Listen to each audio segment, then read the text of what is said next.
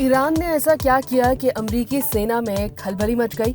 Iran के साथ चल रहे महायुद्ध के बीच अमेरिका की मिलिट्री सिस्टम में बड़ा और चौंकाने वाला बदलाव सामने आया है। अमेरिकी सेना के chief of staff general Randy George को हटा दिया गया है।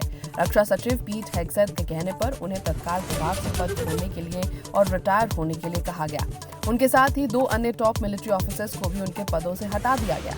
ये फैसला ऐसे समय लिया गया जब अमेरिका वेस्ट एशिया में गंभीर मिलिट्री कॉन्फ्लिक्ट में उलझा हुआ है और तो और ग्लोबल लेवल पर हालात बेहद सेंसिटिव बने हुए हैं। रक्षा मंत्रालय से जुड़े इस घटनाक्रम ने अमेरिकी पॉलिटिक्स और मिलिट्री लीडरशिप में हलचल तेज कर दी है। अमेरिकी सेना और रक्षा विभाग के सीनियर ऑफिशियल्स ने साफ किया है कि हेग्सेथ ने जॉर्ज को पद छोड़ने के लिए कहा था। उनकी जगह सेना के vice chief of staff general Christopher लानव ने ली है, जो कि सेनेट द्वारा नए चीफ ऑफ स्टाफ बनाए जाने तक एक्टिंग चीफ के रूप में काम करेंगे। पेंटागन के प्रवक्ता शॉन पार्नेल ने बयान में कहा कि जनरल रैंडी ए जॉर्ज तत्काल प्रभाव से सेना के 41वें चीफ ऑफ स्टाफ के पद से रिटायर हो रहे हैं। रक्षा विभाग ने राष्ट्र के लिए उनकी दशकों की सेवा के लिए आभार जताया और उन्हें शुभकामनाएं भी दी। अमेरिकी रक्षा मंत्री पीट हेग्सेथ ने चीफ ऑफ स्टाफ के साथ साथ 2 और मिलिट्री ऑफिशियल्स को भी हटाया।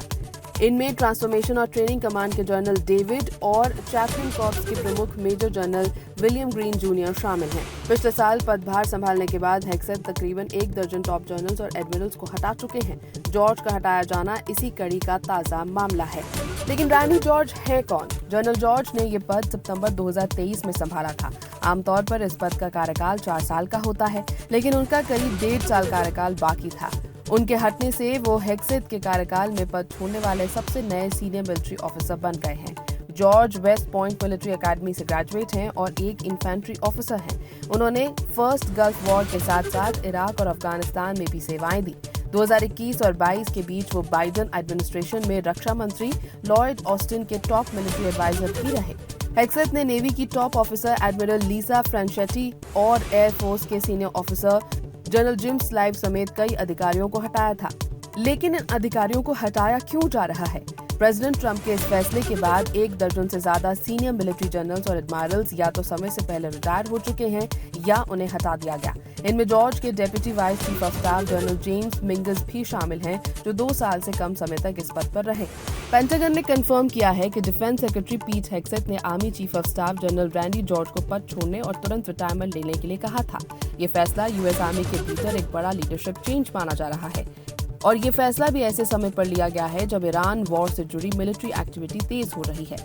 सीबीएस न्यूज की सोर्सेस के मुताबिक पीट हेग्सेथ एक ऐसे लीडर चाहते थे जो एडमिनिस्ट्रेशन के विजन को पूरी तरह लागू कर सके। अधिकारियों ने साफ किया कि इस फैसले का नैशविल में किड रॉक के घर के ऊपर हेलीकॉप्टर फ्लाईओवर इंसिडेंट से कोई संबंध नहीं है।